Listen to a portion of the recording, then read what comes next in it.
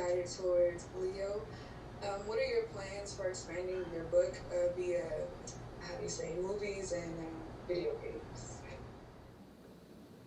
I just want to say something real quick. I'm just looking at the chats from Kevin. Thank you, King. That you see yourself in Alan King. That's why I created this book, so you can see yourself like the character in the book series, and you know, hopefully with the universe and God, when the movie happens, you'll be right there. Hopefully, you come to the red carpet premiere with me.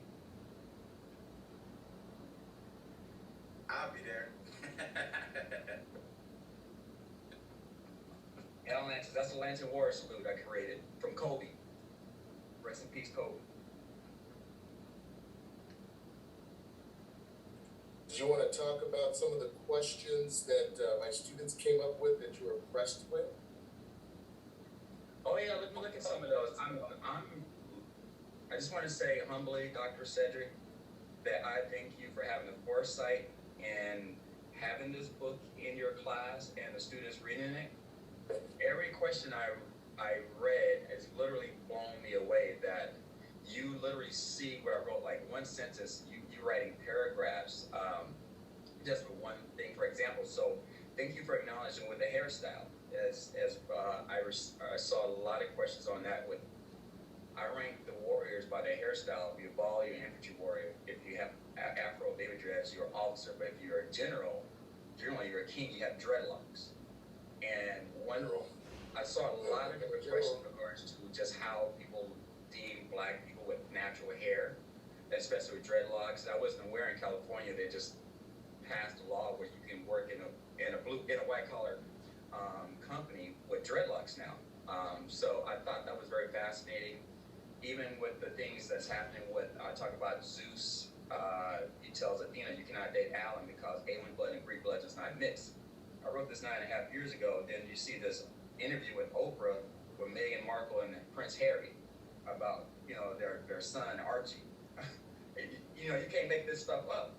It's literally in a lot of ways. I feel that this book is a supernatural book in a lot of ways because it speaks so relevant what's going on right now and what's going on in society when it comes to race, when it comes to even gender, when it comes to just mental health, teen suicide, pregnancy, and all those things in a sci-fi fantasy world. That's why I deem it the world of Harry Potter.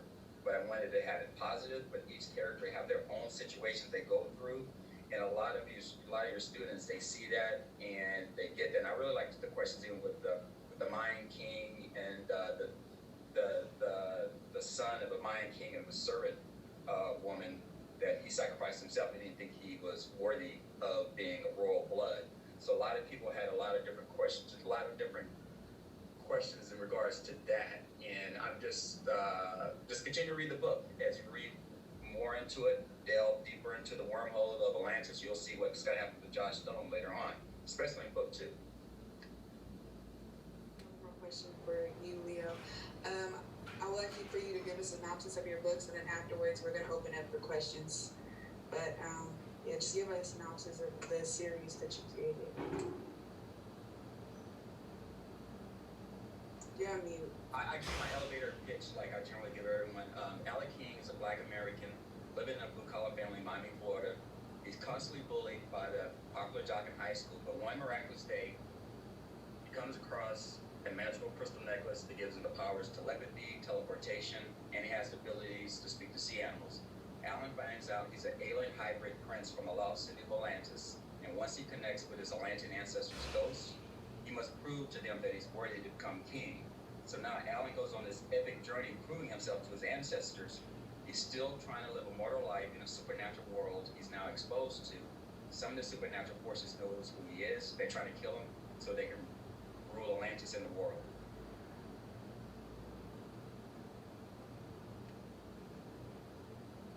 That's pretty much it.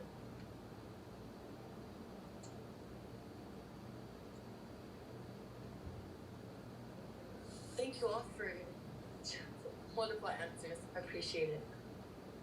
And I'm ready to read your book. You really inspired me, so I'm really ready to read your book. Thank you, Glenn. Thank you. Okay. Thank you. All right, so we're gonna open it up to any question, comments, or concerns. I'm sorry, I had on mute. So you already know about book 1. Book 2, Battle for the Crown. This book, a lot of people say this is probably the best book of the series. That's up to you to decide. And book 3 came out, the last book, when it came out on my birthday, March 10th. Athena's Quest to Save Atlantis. And one reason why I wanted to have a cover of Athena is I think a lot of people, when people read the book, they already know about the characters. They know that it's a multi-universe, as you like to call it, Dr. said, and it is. But I wanted people to see that Multiverse, exactly, that it's not just black characters, not just white characters, it's Native American characters, there's Latino characters, Asian characters. It's a multi-melting pot of characters in this story. So this one takes place in Brazil, and it talks about a lot of things going on right now in Brazil with the rainforest, with the climate, with that president. A lot of things similar in the book. If you kind of read between the lines, it's literally what's going on right now. Thank you, Leonard. I like to call it a salad bowl with a little dressing on it. Yes, sir. I did want to